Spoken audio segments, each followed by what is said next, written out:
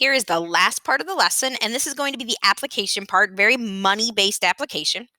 So when we're talking about money growing with interest, and we talked about simple interest, basic interest in the previous lesson where something was either going up by a certain percent or going down by a certain percent. Well, we have a special type of interest, which is called continuously compounded interest. So here's what that means. If you're investing money and they compound your interest, that means that not only are you making interest on your money, but you're also earning interest on your interest. It's kind of like you're doubling up on your profits because you're earning, let's say you invested $500. You're earning interest on that $500, but as you earn interest on your interest. The ideal situation for an investor is to have something called continuously compounded interest, meaning it's not happening once a year, it's not happening a couple times a year. You're constantly earning money on your original principal and on your interest that you're earning. When you are working with things that are continuously compounded, you have a specific formula. A lot of students refer to it as the APERT formula because it kind of looks like it spells out APERT, APERT. Your A is going to be the amount that you have after a certain number of years. Your P is your principal. That's how much you're actually investing. Or if you're borrowing, that's how much you're borrowing.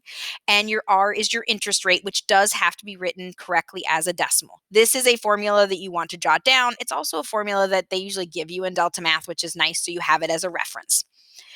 So you're going to be asked to do questions using this APERT formula. So, for example, if you deposit $1,000 into an account that's going to pay 8% interest compounded continuously, that's your key that you use this formula and not the one that we used prior to this. We can figure out our balance after 1 year, our balance after 5 years, or our balance after 10 years. So, our formula is principal, which is 1,000, e to the, your interest rate has to be written as a decimal, so it's 0.08. And then you're going to put different times in. And I do want to show you a really quick way to do multiple answers at once, kind of show you some options on your calculator. If you want to do a bunch of answers, let's say you have the same starting amount, the same interest rate, and you're trying to figure out like this one, what happens a year, 2 years, 5 years, 10 years, you can graph this function. So you're going to type in 1,000 E 0.08, and then you're going to put just an X for time. We're not actually going to look at the picture. Instead, we're going to look at the table.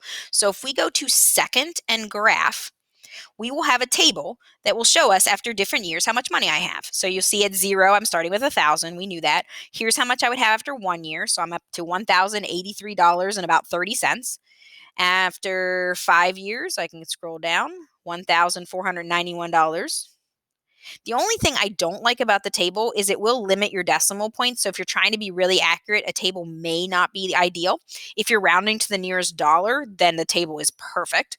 So you can see after 10 years, you're up to $2,225.50. Now, your other option, if you don't want to use a table because you're just trying to get one answer and you're not going to be using that information repeatedly, is you can just type in 1,000, then hit your E button, and then your interest rate 0.08, just make sure you write it correctly as a decimal, and then whatever year you want. So let's say we want 10 years. That will give you the most accurate answer because it doesn't cut off the decimals. So it's kind of up to, the table's great if you're doing a whole bunch of information with the same given piece. The just plugging it straight in your calculator, if you just have one question, a lot of times Delta Math, they only want one question, you can just type it right in like that. So let me show you another one.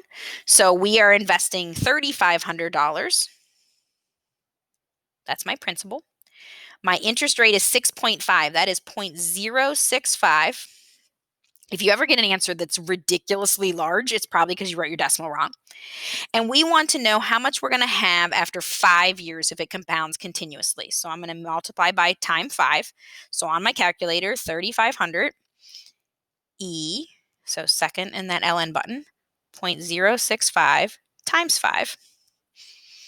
So 5 years, I'm going to have $4,844 and about 11 cents. Again, if it asks you to round to the nearest dollar, then do you do 4,844? If it asks you to round to the nearest penny, then make sure you go out 2 places. If you want to figure out how long it's going to take for your money to double, you have 2 options. You can do guess and check. You can just keep plugging in what happens after 6 years, what happens after 7 years, what happens after 8 years.